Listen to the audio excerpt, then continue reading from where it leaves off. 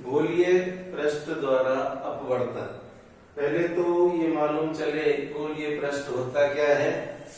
यह पहली बात तो पारदर्शी पृष्ठ होता है और दूसरी बात इन्हें किसी गोले का एक भाग माना जा सकता है। जैसे चित्र से समझ लें, ये कोई पृष्ठ है और यहाँ जैसे जलीय माध्यम कहो या कांच कहो, ये है और इधर वायु है। ये इधर वायु है, इधर मान लीजिए कांच है। यहाँ अपवर्तनांक μ1 है, इसका अपवर्तनांक μ2 है और ये गोलीय पृष्ठ है जो यहाँ से उभरा हुआ है। इसे हम उत्तल गोलीय पृष्ठ कहेंगे। और इसकी विपरीत स्थिति अगर हो इस प्रकार, वायु माध्यम अपवर्तनांक μ1, कांच माध्यम अपवर्तनांक μ2 और ये इधर से धंसा हुआ है, इसे अवतल गोलीय पृष्ठ कहेंगे। तो हमें यहां समझना है कि किसी गोलीय पृष्ठ से अपवर्तन की घटना किस प्रकार होती है। टॉपिक समझते हैं। उदाहरण के तौर पर हमने उत्तल गोलीय पृष्ठ लिया। ये वाला जो साइड है यहाँ अपवर्तनांक μ1 है जो विरल माध्यम है यहाँ, और इसके दूसरी तरफ अपवर्तनांक μ2 है और ये माध्यम सघन है। ये है कोई मुख्य अक्ष है। गोलीय पृष्ठ का नाम है APB। P को यहाँ ध्रुव कहेंगे। इस गोलीय पृष्ठ के लिए अगर हम केंद्र लें, मान लो यहाँ केंद्र है, इसे वक्रता केंद्र कहेंगे C। मान लीजिए इस गोलीय पृष्ठ के लिए हमें बिंदु यहाँ पर कोई स्थित है O, बिंदुवत कोई वस्तु है, ऑब्जेक्ट है। इसका इस गोलीय पृष्ठ से अपवर्तन के कारण प्रतिबिंब कहाँ मिलेगा वो हमें ज्ञात करना है। तो यहाँ से हम दो आपतित किरणें लेंगे। एक तो आसानी के लिए आपतित किरण हमने ले ली इसी मुख्य अक्ष के सहारे OP। चूंकि ये इस पृष्ठ पर अभिलंबवत आपतित है तो ये अविचलित इसी माध्यम में आगे बढ़ जाएगी। दूसरी प्रकाश की किरण ले रहे हैं, ये इसका नाम है OM।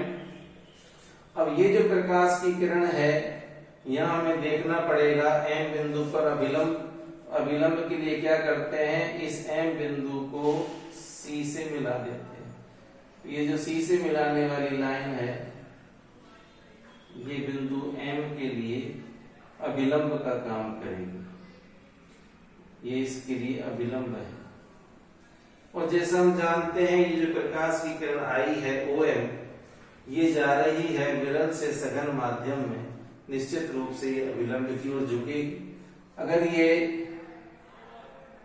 माध्यम परिवर्तन ना होता तो ये इसका मूल मार्ग होता, और अगर ये मूल मार्ग से विचलित होकर झुकेगी तो मान लीजिए इस तरह झुकती है और यहाँ पर आकर के ये मुख्य अक्ष पर मिलती है। तो ये इसका लिए यहाँ प्रतिबिंब होगा आई इमेज। अभिलंब से आपतित किरण के कोण को हम आपतन कोण कहते हैं आई, और अभिलंब से अपवर्तित किरण के कोण को हम कहते हैं अपवर्तन कोण R। और यहाँ हम मान लेते हैं ये वाला कोण अल्फा है, मान लीजिए ये वाला कोण बीटा है, और यहाँ पर जो कोण बना हुआ है C पर ये कोण है गामा। ये तीन हमने कोण मान लिए। इसके साथ साथ यहाँ बिंदु M से अगर लंब डालें मुख्य अक्ष पर तो वो यहाँ आगे पड़ रहा है बिंदु Q पर। आगे चलकर हम ये सन्निकट लेंगे कि बिंदु Q P के बहुत पास है, तो जहां कहीं हमें Q लिखना है वहां हम P लिख करके काम चलाएंगे। और ये लंब हमने इसलिए डाला है कि जब हम त्रिकोणमिति के सूत्र काम में लेते हैं तो हमें समकोण त्रिभुज की आवश्यकता पड़ती है। अब इस चित्र में देखिएगा, एक त्रिभुज ले रहे हैं या हम OMC। इस त्रिभुज OMC में देखिए I जो कोण है ये इसके लिए बहिष्क कोण का काम कर रहा है। जैसे आप जानते हैं ये कोई ट्रायंगल है और इसकी एक भुजा को आगे बढ़ा दे तो ये कहलाता है बहिष्कोण। जो बहिष्कोण होता है वो अंतः अंतराभिमुख कोणों के योग के बराबर होता है। तो इस आधार पर हम कह सकते हैं जो I है वो अल्फा और गामा के योग के बराबर होगा। लिख देते हैं I = अल्फा प्लस गामा, समीकरण 1। अब लीजिएगा दूसरा ट्रायंगल यहाँ लिख देते हैं याददाश्ती के लिए, ये I है बहिष्क कोण। दूसरा ट्रायंगल है MCI। इस ट्रायंगल MCI में गामा बहिष्कोण है और R और बीटा अंतः अंतराभिमुख कोण है। तो पुनः उसी सूत्र से बहिष्क कोण गामा बराबर होगा R प्लस बीटा, और यदि इस संबंध से R का मान निकालें तो मिलेगा गामा माइनस बीटा। तो ये हमारे पास I की वैल्यू आ गई, R की वैल्यू आ गई। अब लेते हैं अल्फा बीटा और गामा के मान निकालते हैं। साथ में ये ध्यान रखते हैं, हम जानते हैं कि छोटे कोणों के लिए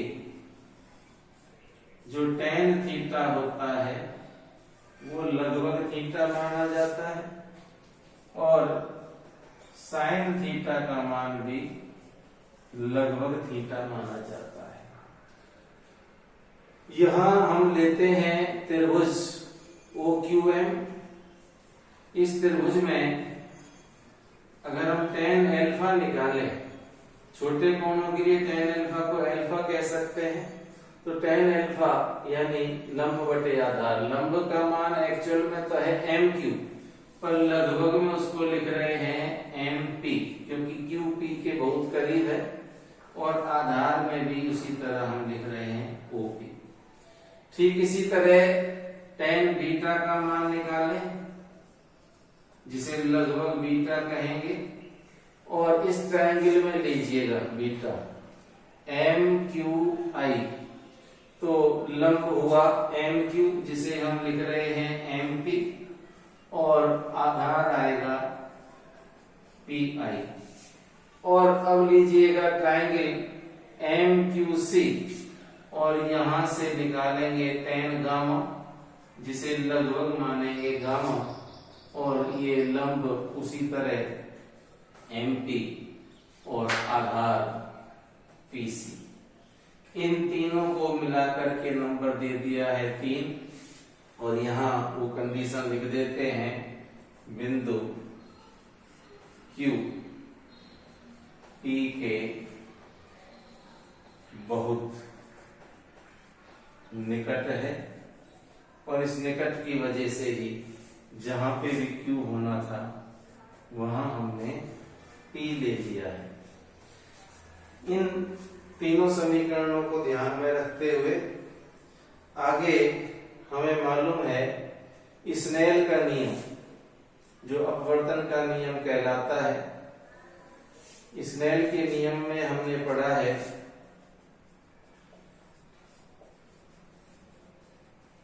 कि जो अपवर्तनांक है μ21, जिसे निरपेक्ष के रूप में लिखें तो μ2/μ1 बराबर होता है sin I/sin R, और छोटे कोणों के लिए sin थीटा थीटा होता है। तो इस आधार पर कह सकते हैं μ2/μ1 = I/R। sin I को I लिख दिया और sin R को R, क्रॉस मल्टीप्लाई करें तो μ1I = μ2R। ये इक्वेशन नंबर रहेगा 3। इसमें आई का मान तो 1 से और r का मान 2 से जब हम रखेंगे तो हमें मिलेगा μ1। आई की वैल्यू थी हमारे पास alpha plus gamma equal to μ2। r की वैल्यू ये है गामा माइनस बीटा। तो ऐसा हम लिख पाए समीकरण 1 व 2 से। समीकरण 1 व 2 से अब क्या करें, अल्फा गामा और बीटा इनके ये वाले वैल्यू यहां पुट करेंगे। समीकरण इस तो ये 4 है और समीकरण 3 का उपयोग करेंगे इस 4 में। 4 और ये आया 5 में इसका उपयोग करेंगे। तो अल्फा के स्थान पर mp बटे ओपी, बीटा के स्थान पर mp बटे पीआई और गामा के स्थान पर mp अपॉन पीसी ये वैल्यूज रखेंगे। समीकरण 3 का मान 5 में, समीकरण 3 का मान 5 रखेंगे। μ1 अल्फा की वैल्यू थी mp upon OP plus gamma की वैल्यू थी mp upon PC is equal to μ2। फिर पुनः गामा की वैल्यू है mp upon PC minus beta की वैल्यू है mp अपॉन पीआई। ये वैल्यूज पुट की है। अब इसमें देखिए सब में अंश में mp है, दोनों पक्षों में ये कॉमन आ जाएगा, कैंसिल हो जाएगा। इसके अलावा जो OP है, OP इस चित्र में देखिएगा, OP है ध्रुव से वस्तु की दूरी और चिन्ह परिपाटी से इसका मान रखें तो ये आएगी वस्तु की दूरी -u। आपतित किरण के विपरीत मापा जा रहा है। और जो PC है ये वक्रता केंद्र की ध्रुव से दूरी जिसको हम कहते हैं वक्रता त्रिज्या, इसे r नाम देंगे, ये धनात्मक आएगी। और जो PI है ये ध्रुव से प्रतिबिंब की दूरी जिसको हम V कहते हैं और ये भी धनात्मक आएगी। सारे मान यहां रख दें तो μ1 mp तो कॉमन आ गया और कैंसिल हो गया, 1 अपॉन OP की जगह -u प्लस यहाँ आएगा 1 upon r is equal to μ2। 1 upon pc के स्थान पर r माइनस 1 अपॉन pi के स्थान पर v।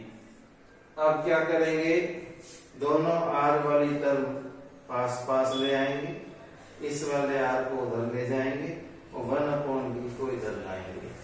तो ऐसा करेंगे तो देखिए क्या प्राप्त होता है।